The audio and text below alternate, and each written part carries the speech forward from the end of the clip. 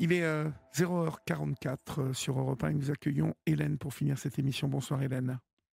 Bonsoir Olivier. Bonsoir. Euh, Hélène, vous avez, vous m'appelez d'où, pardon? La région grenobloise, D'accord. Et quel âge avez-vous? 56 ans. Ok. De quoi voulez-vous me parler, Hélène? Alors, je suis passée plusieurs fois à l'antenne Oui. pour raconter mon histoire et en fait, je voudrais continuer le cheminement donc, de cette histoire jusqu'à maintenant. D'accord. Donc, en fait, alors, je sais pas, je vais peut-être me répéter, mais voilà, l'histoire a commencé, l'histoire Je vous tragique. préviens qu'on a un quart d'heure Je jusqu'à la vais fin de essayer de faire l'émission. vite, justement. Non, mais voilà, je préfère vous le dire maintenant. D'accord? C'est pour ça. Merci. Alors, je vais faire vite. Je vais résumer. En mars 2022, donc, j'étais mariée avec mon ex-mari qui était kiné. La gendarmerie m'a appelé pour me dire qu'il était en garde à vue, donc je vais un peu résumer. Mhm. Pour qu'il était en garde à vue, donc je n'avais pas compris tout de suite. Et donc au final, il s'est avéré que ce monsieur était accusé d'agression sexuelle sur ses patientes. Donc bien sûr, j'ai rien vu, rien entendu, rien deviné, si ce n'est que bon, je l'appelais psychopathe ou je sais plus exactement, mais enfin bon, voilà. Donc j'ai appris crescendo qu'il y avait beaucoup de victimes, donc c'était un premier choc.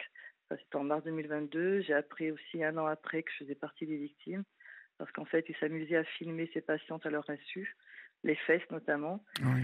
Voilà, donc c'était un peu le drame au début, donc j'étais complètement brisée. C'était un premier choc.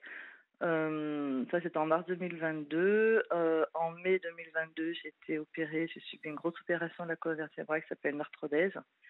Donc, le 2 mai, j'ai subi une maltraitance de l'aide-soignante de cette clinique, ce qui fait que j'ai eu 3 jours après, j'ai fait une septicémie, une embolie, phlébite. Donc j'ai failli rester, comme on dit. Tout ça, ça s'enchaînait. Donc j'ai demandé le divorce au milieu. Il faut savoir qu'après cette opération, je ne marchais plus, que je suis restée 6 mois sans m'asseoir, que j'ai souffert le martyre. Mais je me suis sortie de tout ça. Donc voilà, ça c'était la première étape. En mai, quelques semaines après, on s'est rendu compte que ça allait pas. On m'a réopérée parce que mon matériel était infecté.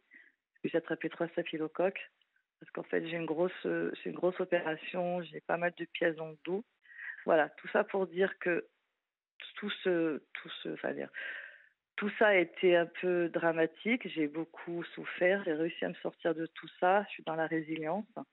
J'ai appris en avril 2023, j'ai été reconvoquée par la gendarmerie pour me dire que donc l'enquête avait encore avancé et que donc je faisais partie des victimes, c'est-à-dire qu'elle avait 119 vidéos sur moi aussi. Donc 77 victimes, dont des mineurs, des hommes et des personnes âgées d'ailleurs.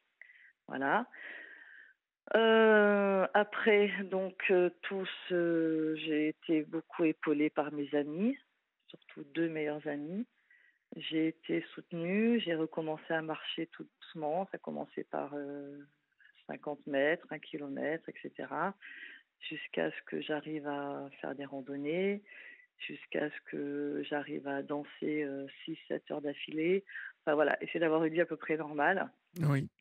J'étais une coquille vide, c'est-à-dire qu'au niveau des sentiments, etc., moi, de toute façon, il était hors de question que je rencontre quelqu'un d'autre, même si j'avais, sans me cacher, pas mal de prétendants.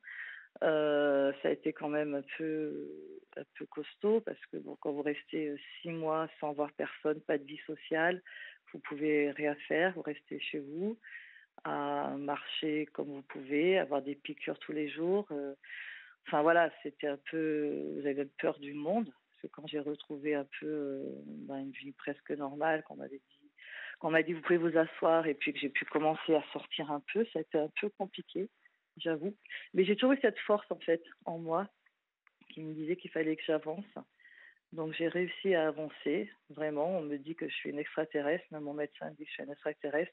Déjà par le fait que de toute sa carrière, il n'a jamais eu une opération aussi grosse, énorme, et en plus 2 fois opéré avec des infections, avec voilà, donc c'était déjà bien compliqué, avec le choc émotionnel que j'ai eu par mon ex-mari. Enfin, tout ça en même temps, ça fait beaucoup. J'ai pris une avocate au passage, voilà. Donc après, j'ai essayé de ressortir. Donc j'ai connu un copain, je suis restée 3 mois avec, mais bon, c'était juste un gros crush. Jusqu'à ce que, après, j'ai repris mon travail. J'ai pas voulu reprendre en mi-temps thérapeutique, donc j'ai repris tout de suite. Voilà, j'avais une vie à peu près normale. Et j'ai rencontré, je viens à ça parce que en fait, je pensais que déjà je pouvais plus rencontrer un homme parce que j'ai plus confiance en l'homme, ça c'est sûr. C'est la trahison parce que bon, mon ex-mari vraiment pour lui, des patientes c'était de la viande, voilà, il en avait rien à faire et pour autant il m'a trahi, il m'a humilié, il m'a sali et voilà. Donc j'avais vraiment plus confiance en plus personne. Et malgré tout, j'ai rencontré mon chéri actuel, Oui. alors que je pensais pas du tout, du tout. Et en fait, j'ai vu une belle histoire d'amour, vraiment. Et c'est crescendo. C'est génial, ça. Donc, ouais, surtout qu'alors, il n'y a pas de hasard, comme je dirais. Il est dans les forces de l'ordre. Mon ami m'a dit qu'il n'y a pas de hasard non plus. Je ne sais pas pourquoi. Bon, j'avais besoin peut-être qu'on me protège, j'en sais rien. Mais coïncidence, ça fait que c'est tombé là-dessus. Après, j'ai encore des peurs et des doutes, hein. Mais bon, pour autant, on va s'installer ensemble. On a même des projets pour l'année prochaine. Sauf que le week-end dernier, j'étais pas très bien. J'avais des douleurs dans mon dos. Donc, je suis allée aux urgences lundi. Et le lendemain, j'ai eu mon chirurgien qui m'a dit que c'était pas très bon. Il y a peut-être quelque chose qui a bougé, enfin, on ne sait pas trop, ou quelque chose dans mon dos. Et peut-être que j'aurai une troisième opération. Et là, ça va pas. Parce que c'est dur pour moi de tout recommencer. Et du coup, je me dis, est-ce que j'ai le droit de m'embarquer là-dedans? Parce que si je me remets, si j'ai une troisième opération, c'est quand même compliqué. Voilà, je suis Le là. ramener là-dedans, c'est vous déjà, Hélène, qui est Mm. à plaindre quand même. Oui, c'est Hein? sûr. Ah bah J'ai oui. bien reçu hier, hein. Je vais vous dire que je me voyais pas. Là, je vais faire une scintigraphie, on attend les résultats. Mais je me demande si j'aurai la force surtout de refaire tout ça, parce que tout recommencer, même si ce ne sera pas complètement la même chose que la première fois, c'est quand même une grosse opération. Ça veut dire plus remarcher pendant un moment, ça veut dire tout recommencer. Mais je ne sais pas si j'aurai la force. Là, aujourd'hui, j'en parle comme maintenant j'en parle, mais hier, je ne pouvais pas en parler, hein. Mhm. J'étais en pleurs, c'était une catastrophe au travail, voilà.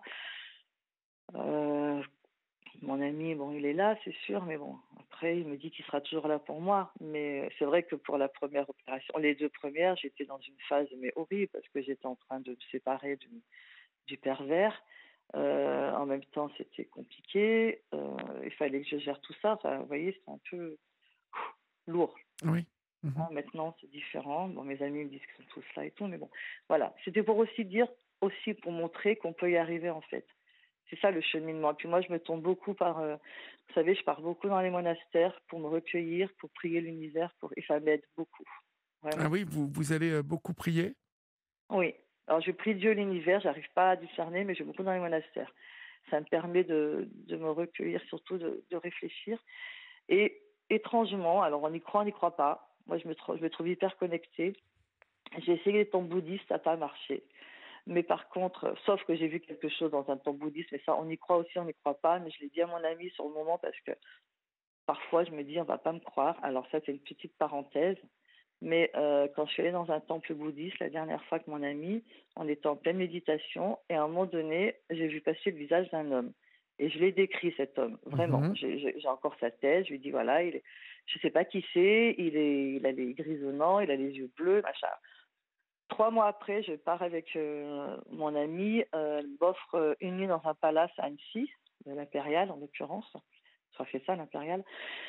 Et donc, on est sur le perron, on fait des photos, et d'un coup, j'entends, si vous voulez, mademoiselle, je vous prends en photo. Et c'était ce monsieur, incroyable. Incroyable. Incroyable. J'ai dit, non, c'est pas possible. Et donc, lui ne savait pas qui j'étais. Et donc, on a passé la soirée ensemble, on a même failli passer la nuit ensemble, ce qui ne me ressemble absolument pas. Je me suis dit, c'est pas possible, Ah, vous j'arrête. vous Mais bon, êtes lâché voilà. là un peu.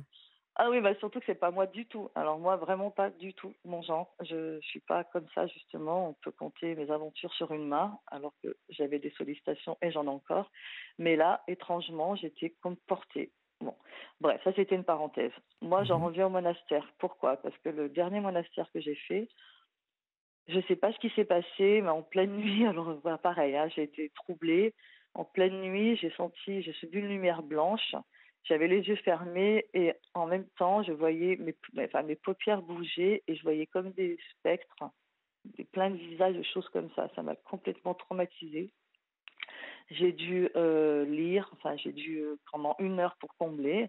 Et j'en ai parlé à une amie avec ma meilleure amie qui m'a dit qu'en fait c'était des âmes perdues. Et j'étais hyper connectée. Et ce jour-là, j'ai demandé à Dieu l'univers que mon avocate m'appelle. Ça ne sais pas combien de temps j'attendais qu'elle m'appelle.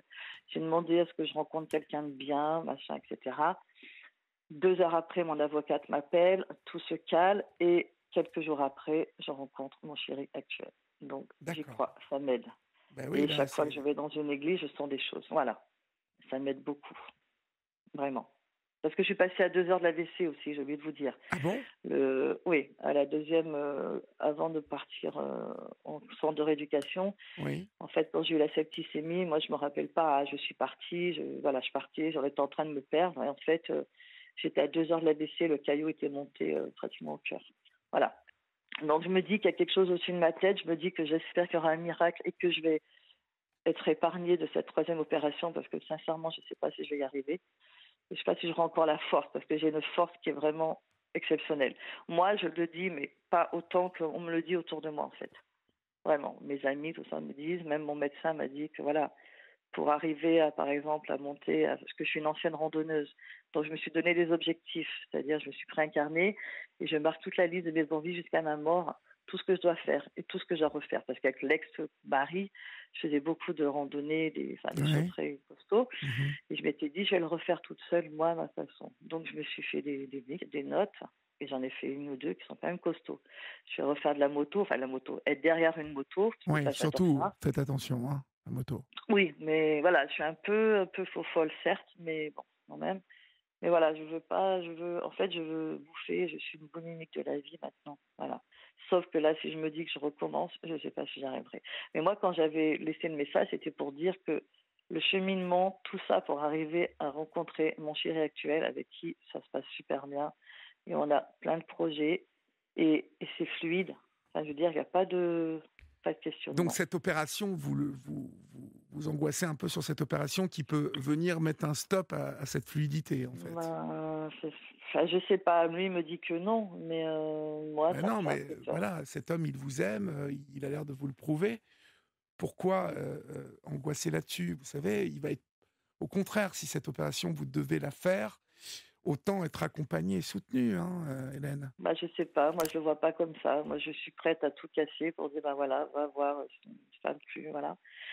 Mais bon, après ça va faire son chemin comme tout le reste, hein. Mais Ben bon, oui, puis en voilà. plus, vous qui êtes spirituel, là, qui priez, euh, Mm. il faut croire au côté positif des choses, là. Bah D'autant c'est ce plus que que vous avez je de suis bons un peu signes. basculée, hein. Oui, c'est vrai.